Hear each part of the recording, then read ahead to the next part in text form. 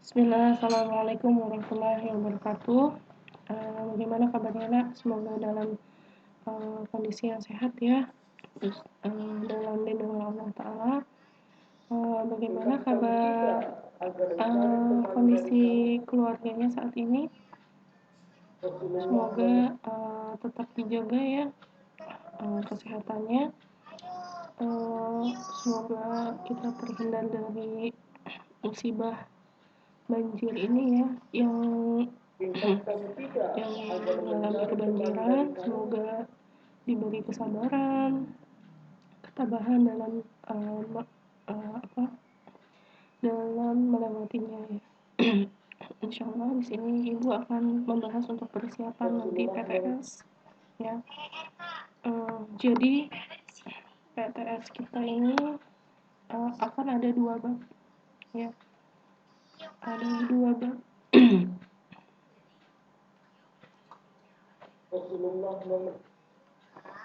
Bab apa saja?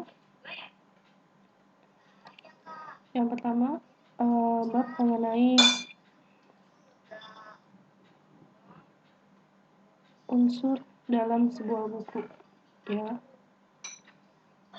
Yang kedua bab mengenai surat ya, surat dinas dan surat pribadi.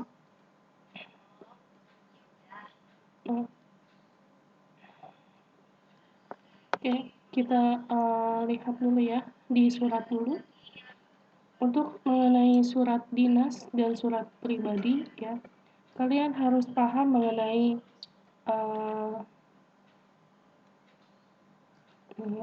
harus paham mengenai perbedaannya.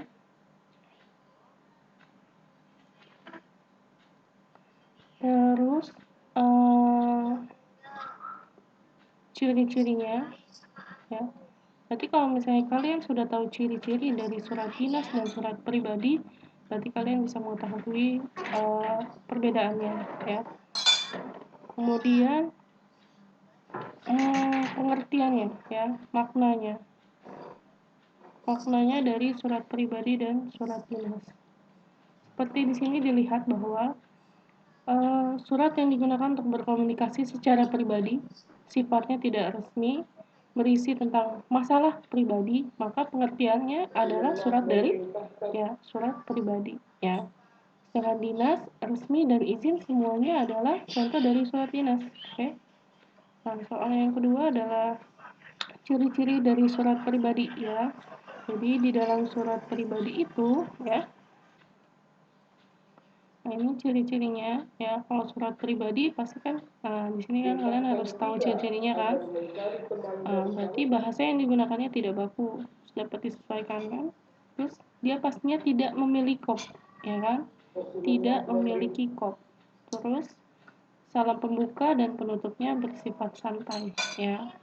Terus format suratnya pastinya bebas. Nah, berarti ini jawabannya yang C harusnya, karena memiliki kop. Memiliki kop salah satu dari contoh ciri-ciri dari surat dinas ya. Terus penulisan ya. Jadi ketika kalian menulis sebuah tanggal, maka di penulisannya di sini kita tulis penulisan tanggal, usahakan dari huruf besar terlebih dahulu, kapital Jakarta ya, kemudian koma, baru tanggalnya 21 bulan Maret tahun 2020. Ini tidak ada titik ya, jadi penulisannya hanya koma seperti ini.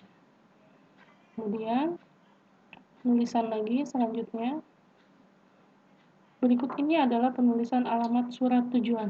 Nah, untuk penulisan alamat ya, jangan lupa untuk ini kan surat tujuan surat.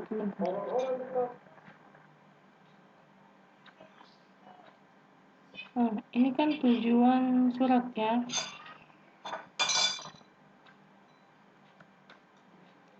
Yang terhormat koma, Kepala SMP Negeri 182. Nah, ini harusnya ya ada tanda bacanya.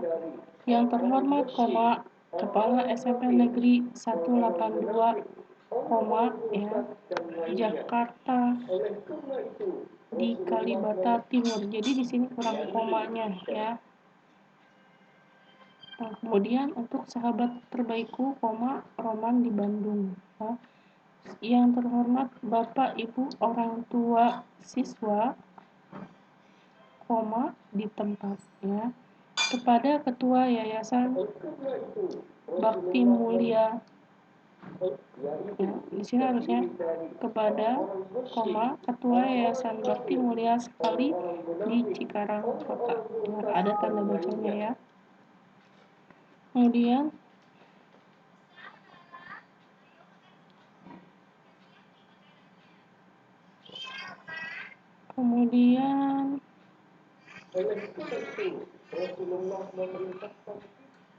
mana tadi? Kemudian yang ini. Berikut ini penulisan penutup surat ya. Jadi ketika penutup surat ya harus diperhatikan tanda bacanya juga.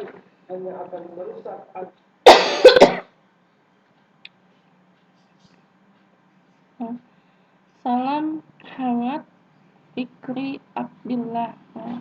Jadi harusnya depannya besar ya, kapital, hanya kecil ya, karena kan langsung penggunaan ini adalah salah satu penggunaan EYD ya. Jadi memperhatikan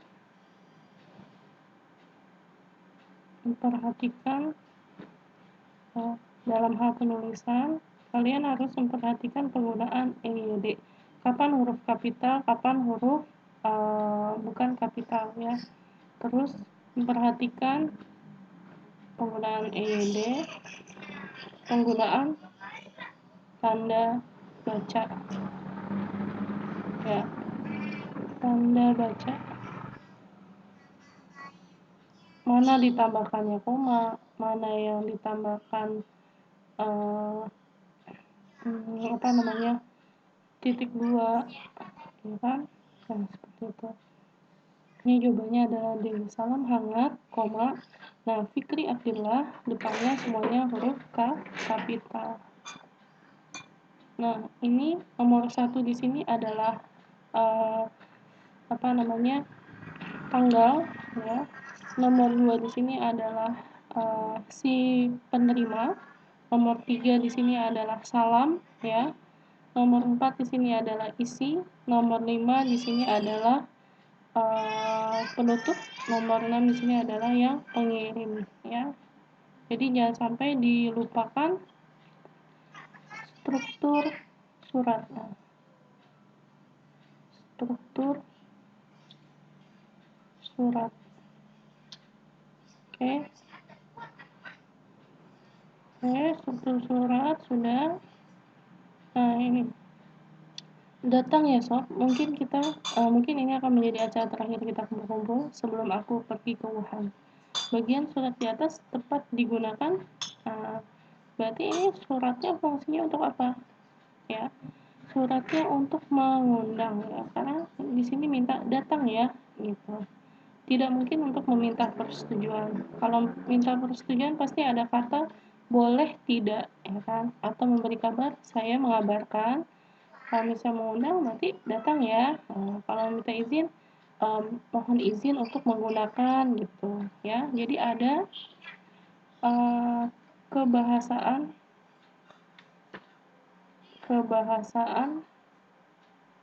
untuk menunjukkan tujuan isi sebuah surat ya. Seperti ini ya.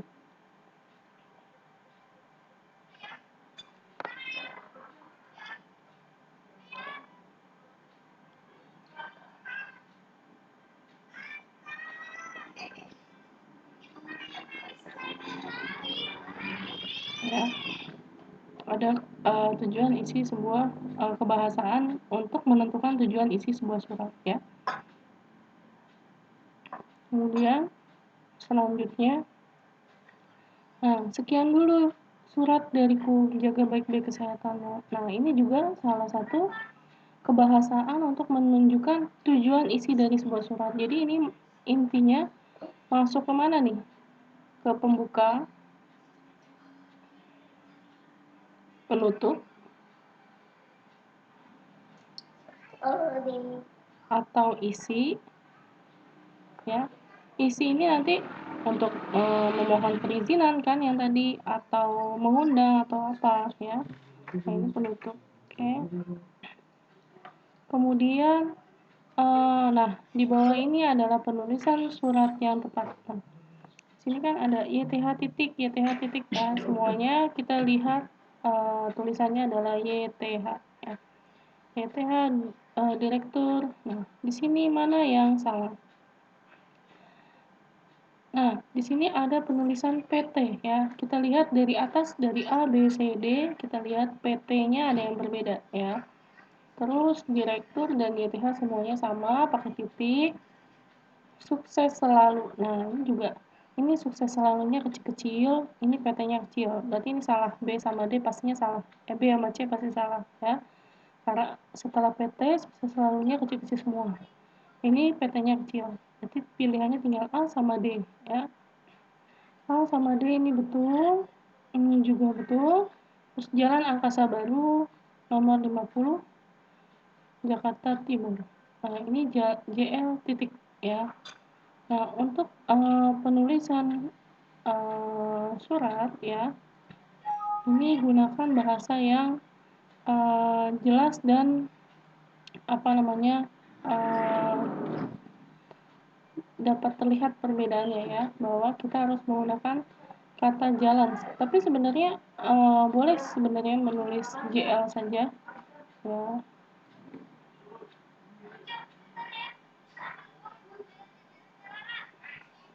Tapi untuk kaidah bahasa Indonesia kita mengikuti sesuai dengan penulisan EYD yang baik ya. Kalau misalnya untuk penulisan surat individu dinas seperti biasa pakai JL titik gitu. Kemudian ini kop. Berikut ini adalah urutan struktur surat dinas yang tepat. Nah, jadi di sini ini ya.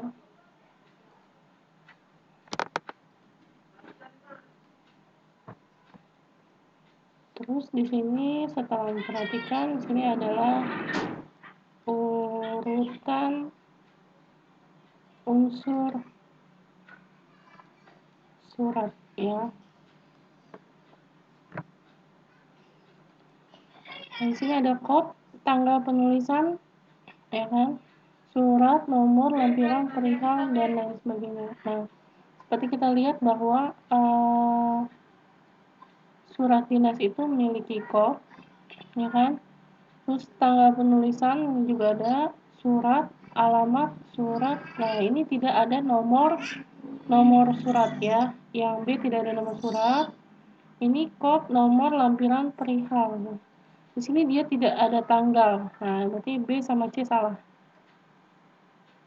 Terus yang D, kop, tempat dan tanggal penulisan, surat, nomor ada, lampiran, perihal, alamat surat, isi, penutup, salam penutup, tanda dan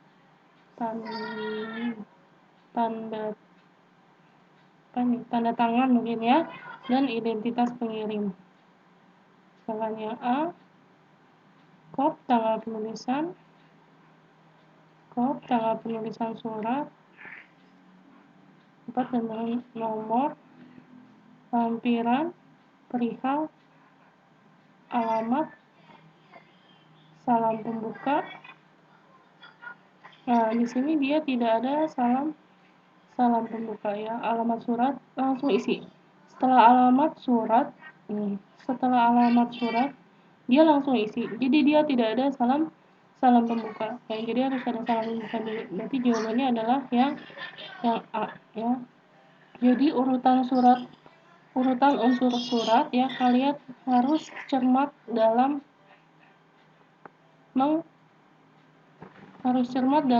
menganalisanya ya, jangan sampai salah. Oke, selanjutnya adalah ciri-ciri penggunaan bahasa dalam surat pribadi. Nah, ini adalah kebahasaan kan. Kebahasaan kalau misalnya surat pribadi itu sifatnya seperti apa? Baku atau formal? Ya, pasti tidak formal kan, tapi tetap santun. Jadi jawabannya yang C.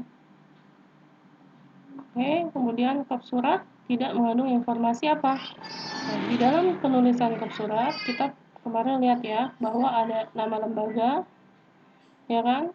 Terus alamat lembaga dan nomor telepon. Nah, ini contoh surat dinas.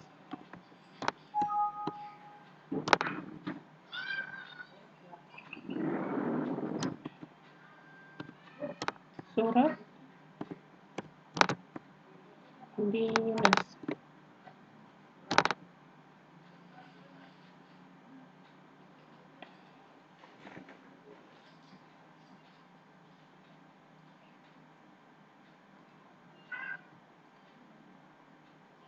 Ya, bisa dilihat ya bahwa di sini ada nama lembaga, nomor telepon, alamat kan. Nah, sedangkan nomor kop surat ya di sini nomor surat ini ada di sini bukan di kop suratnya ya. Kop surat tidak mencantum nomor surat ya. Nah, kemudian ini jawabannya yang B ya, nomor surat tidak ada. Selanjutnya, mengingat pentingnya acara tersebut, mohon datang tepat waktu dan tidak diwakilkan. Berarti yang diminta adalah untuk melengkapinya kira-kira yang mana? Nah, ini penggunaan kebahasaan yang tepat ya. Akhirnya kami haturkan banyak terima kasih ini seperti pidato ya. Jadi ada bahasa surat itu yang mana? Terus bahasa pidato itu seperti apa ya, jadi beda-beda ya pemilihan kata ya. Nah, ini masuknya ke kebahasaan juga ya, ini pemilihan kata masuk ke kebahasaan juga ya.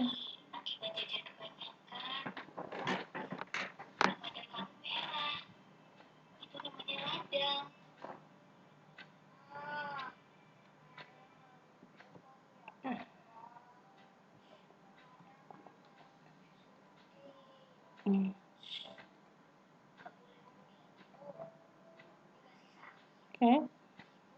Kemudian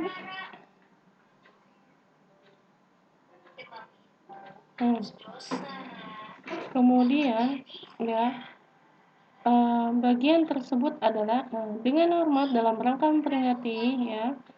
Berarti ini kan dengan hormat dalam rangka memperingati, berarti ini adalah salam pembuka atau kalimat pembuka ya. Jadi tidak hanya kalimat pembuka saja, tapi ada salam pembukanya di sini. Dengan hormat ini kan termasuk salam ataupun Assalamualaikum warahmatullahi wabarakatuh, itu merupakan salam pembuka. Nah, kalimat pembukanya ini dalam rangka memperingati Hari Pendidikan Nasional OSIS SMP Islam Al-Azhar ya.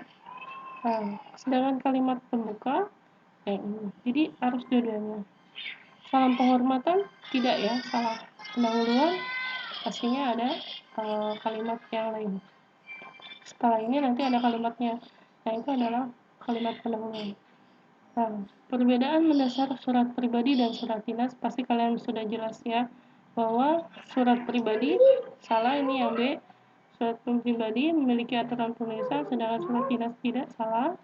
Yang D, surat pribadi dan surat dinas menggunakan sapaan yang formal, salah. Berarti jawabannya yang A ya.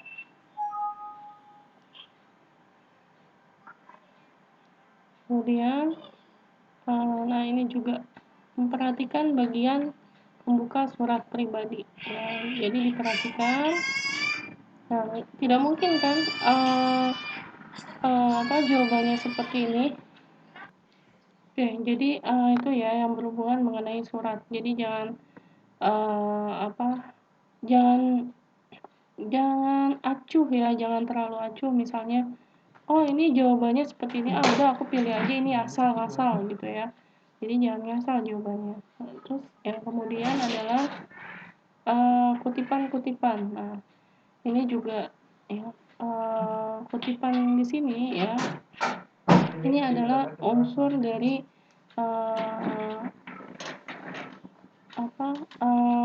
urutan-urutan dari surat dinas ya. Diperhatikan. Oke. Ini juga ya. Oke, seperti ini. Semoga ya dimudahkan ya dalam memahami surat dinas ataupun surat pribadi. Terus yang kedua adalah Ibu mengingatkan untuk tugas-tugas suratnya segera dikerjakan. Ini baru 6 orang yang di kelas 7D mengumpulkan, sedangkan di kelas 7B baru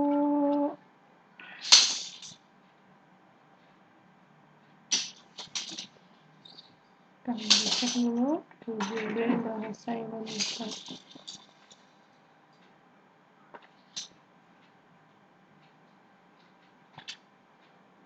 Bab 6 surat dinas. Bab 6 tugas surat dinas. Bab 6 tugas surat dinas bahasa Indonesia. Nah, ini bab 6 yang mengenai surat dinas bahasa Indonesia kelas 7B baru 8 orang ya. Jadi mohon diperhatikan kelas 7B dan kelas 7D ya. Tugasnya belum selesai. Terus ini juga unsur-unsur di dalam surat dinas ya. Lanjut ke identifikasi buku. Nah, intinya dalam identifikasi buku kalian harus jelas ya mengenai judul, penulis, penerbit, tahun percetakan, dan perusahaan penerbit. Jangan sampai salah ya. Ini disimak lagi ya apa yang sudah Ibu berikan, materi-materi sebelumnya. Insya Allah sudah ada di situ semua mengenai surat dinas ataupun mengenai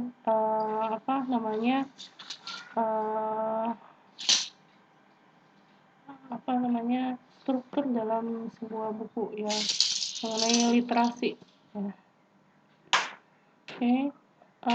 Perhatikan kembali ketika diminta untuk daftar pustaka ya,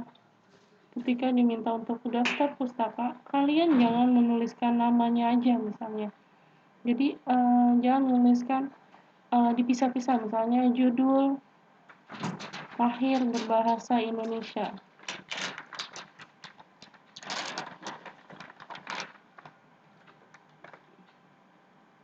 Terus pengarang misalnya tim edukasi bahasa Indonesia. Jangan dipisah-pisah seperti ini, tapi kalian buat menjadi suatu kesatuan ya, seperti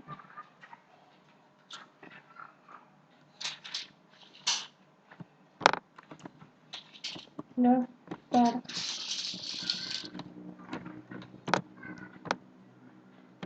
pustaka.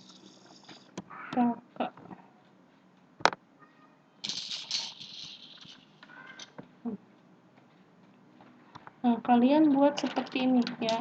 Jadi ada nama pengarang ya. Jadi penulisan daftar pustaka ya.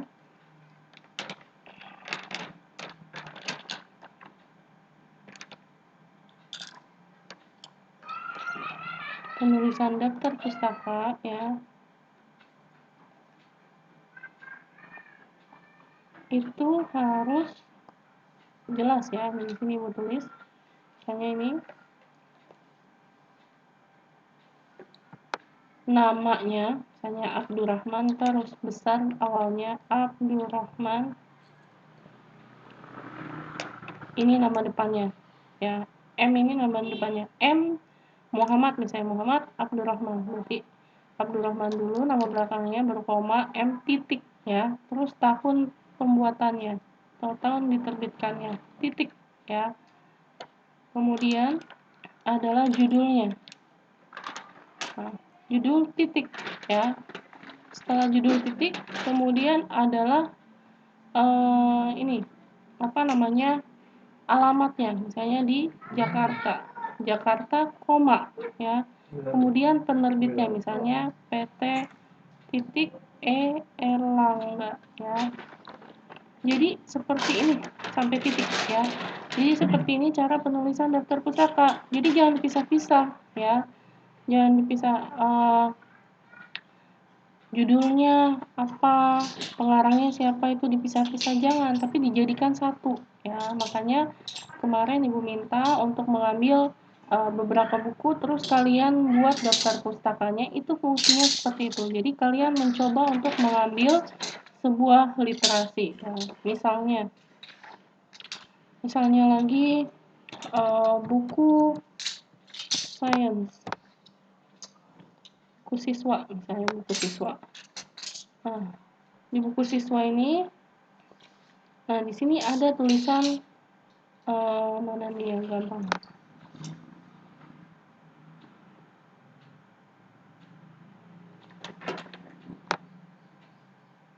Nah ini buku siswa mari belajar matematika, pendidikan matematika. Ini karya siapa? Jadi kalian lihat dulu, oh judulnya apa nih? Oh ternyata judulnya adalah mari belajar matematika, ya. Terus untuk kelas 5 SDMI. Berarti kalian tulis, ya. Kalian tulis bahwa judulnya adalah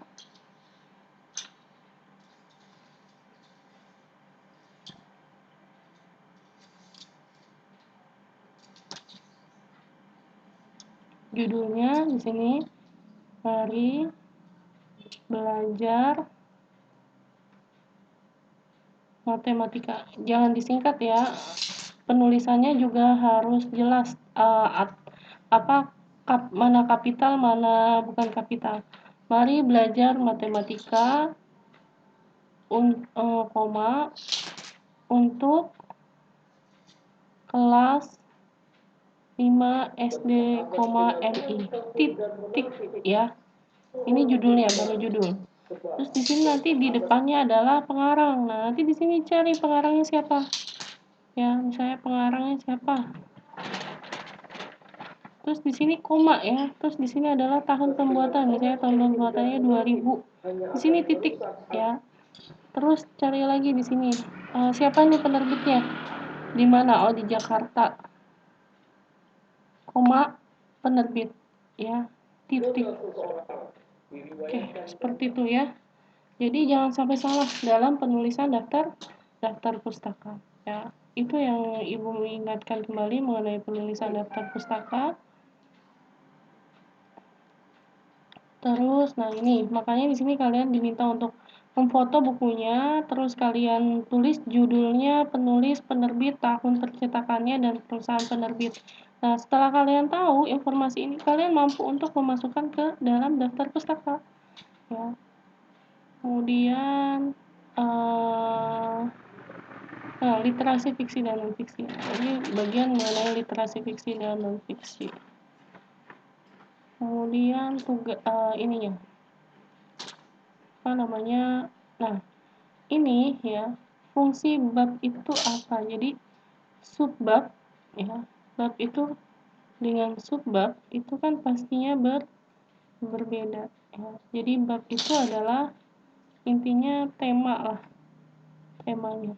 Subbab adalah subtema. Nah, misalnya ininya temanya misalnya lingkungan. Nah, terus kalian subtemanya adalah biota air. Nah, ini kan termasuk biota air kan termasuk dari lingkungan. Jadi ibaratnya lingkungan adalah ruang lingkup besarnya, sedangkan subtema adalah ruang lingkup kecilnya, ya.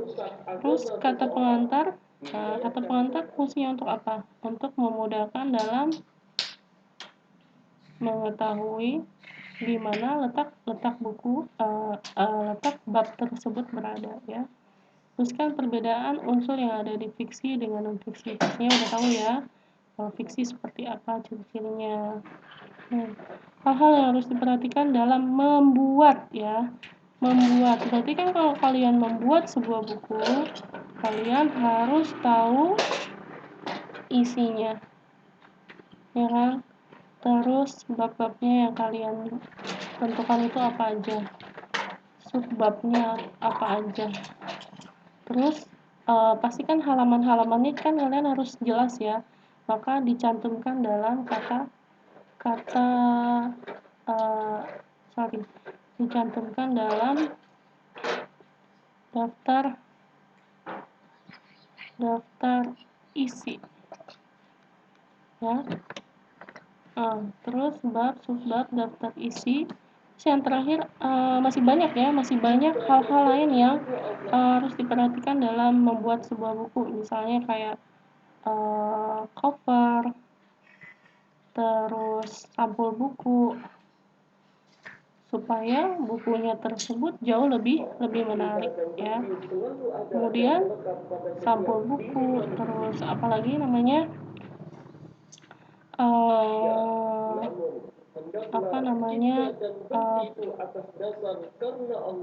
pencetakan, ya kan, kertasnya menggunakan kertas apa, ini juga hal-hal yang harus diperhatikan dalam membuat sebuah buku, ya. Terus alur cerita atau alur yang berhubungan dengan buku, ya, alur buku, ya. Ini adalah salah satu dari hal-hal yang harus diperhatikan dalam sebuah buku. Nah, yang ini sekarang soal yang terakhir adalah ambil buku bahasa Indonesia dan IPA kalian, kemudian tuliskan ke dalam bentuk penulisan daftar pustaka. Ya, di sini ada yang sudah benar, ada yang masih salah, ya. Seperti itu, ya. Semoga kalian dimudahkan dalam mempelajari pembelajaran bahasa Indonesia ini. Insya Allah PTS kita sampai 2 bab mengenai literasi, fiksi ataupun non fiksi, terus dan surat, ya, surat dinas ataupun pribadi, ya. Hari ini insya Allah tidak ada tugas bagi yang sudah menyelesaikan tugas, ya, tapi akan ada tugas bagi yang belum mengerjakan. Tidak ada tugas bagi yang sudah selesai. Akan ada tugas bagi yang belum selesai. PH tetap harus dikerjakan. Jika tidak PH, maka nilai kosong. Sedangkan jika ada PH, maka nilai ada, ya. Kemudian kalau misalnya nilainya jelek, harus diremedial. Lihat kembali ke tugas. Kalau tugasnya dikerjakan, maka ibu anggap kalian sudah remedial. Dan satu lagi, soal-soal PH, tugas, ya, itu harus kalian murajaah. PH, tugas, dan materi, ya. Sebelum kalian ujian, kalian harus, me-review ulang ya, supaya tidak, terjadi kesalahpahaman. Mungkin, di sini dulu, sampai di sini dulu, video yang Ibu bisa berikan. Tetap jaga kesehatan juga, Ibu berharap semua pendidikan yang kita lewati ini bisa berjalan dengan baik. Assalamualaikum warahmatullahi wabarakatuh.